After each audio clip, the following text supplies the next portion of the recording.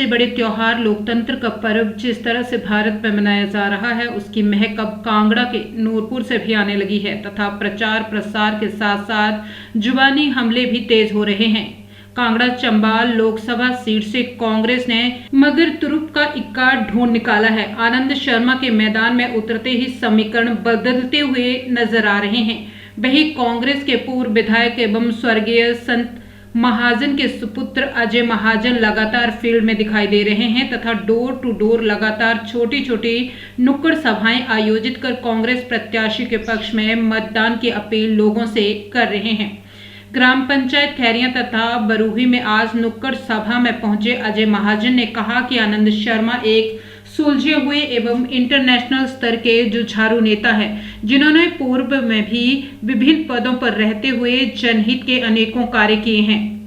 अजय महाजन ने भाजपा पर निशाना साधते हुए कहा कि पिछले 10 वर्षों में महंगाई अपने चरम पर है तथा हर तरफ बेरोजगारी का आलम फैला हुआ है। अग्निवीर जैसी योजनाएं लाकर युवा वर्ग के साथ भी केंद्र सरकार ने खिलवाड़ किया है, तो 15 लाख प्रत्येक व्यक्ति के खाते में देने का जुमला भी अब काम नहीं करेगा। अजय महाजन ने भाजपा प्रत्याशी से सीधा सवाल करते हुए कहा कि 3 बार विभिन्न विभागों में चेयरमैन रह चुके हैं तथा वह जनता को बताएं कि उन्होंने उस दौरान जनहित के कितने कार्य किए जो अब कांगड़ा चंबा के हितैषी बनते फिर रहे हैं। सर नमस्कार। सर, जिस तरह से कि चुनाव प्रसार के लिए आज आप यहाँ पर पंचायत खैरिया में पहुँचे हैं, क्या एक संदेश आपकी तरफ से रहेगा? ये जो चुनाव है बहुत महत्वपूर्ण चुनाव है। 10 साल हो गए हैं कि बीजेपी की सरकार है। पहले 2014 में बनी, फिर 2019 में बनी और दोनों तरफ बारी इन्होंने अलग अलग वायदे किए और कोई भी वायदा पूरा नहीं हुआ। 2014 में एक मेन जो प्रोपेगेंडा था, जुमला था, वो था कि 15 लाख रुपया हर अकाउंट में पड़ेगा और 2000 नौकरियां दी जाएंगी, 2 करोड़ नौकरियां दी जाएंगी और अन्य और वायदे थे। 2019 में भी वायदे किए गए और यहाँ तक कहा गया कि हर किसान को उसकी जो आमदनी है दुगनी हो जाएगी और एक बहुत बड़ी फरिश्त थी वायदों की। पर अब 2024 का चुनाव आया है, वो वायदे तो कोई पूरे हुए नहीं, पर एक नई लिस्ट आ गई गारंटीज की।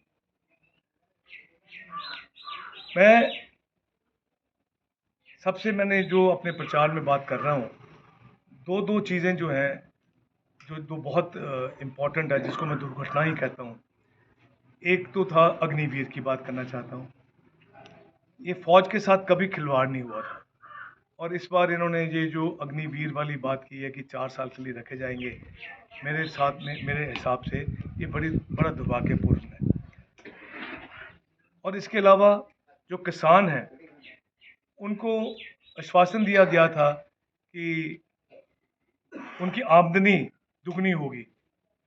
आमदनी तो दुगनी नहीं हुई और जब भी इन्होंने प्रोटेस्ट किया अपने एमएसपी के लिए, वो उनके ऊपर बहुत अत्याचार हुए और हमारे कई जो साथी हैं, किसान साथी हैं, वो शहीद भी हुए। जहाँ तक कांग्रेस की बात है, राहुल गांधी जी ने 2 बार यात्रा की, 4-4 हज़ार किलोमीटर पैदल चले और जो लोगों की भावनाएं थी, जो लोगों की ज़रूरत थी, उसके बेस के ऊपर अपना मैनिफेस्टो बनाया और इस बार जो कांग्रेस का मैनिफेस्टो है वो लोगों की भावनाओं के ऊपर आधारित है और उन्होंने यहाँ तक कह दिया कि जो हमारे पात्र लेडीज़ होंगी हर परिवार में, उनको 1 लाख रुपया देंगे और करोड़ों लोगों को वो लखपति बना देंगे जो गरीब हैं।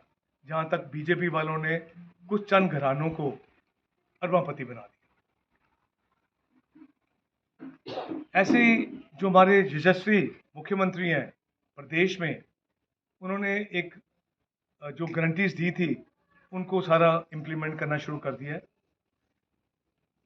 ओपीएस की बात थी, वो पहले ही कैबिनेट में उन्होंने लागू कर दी।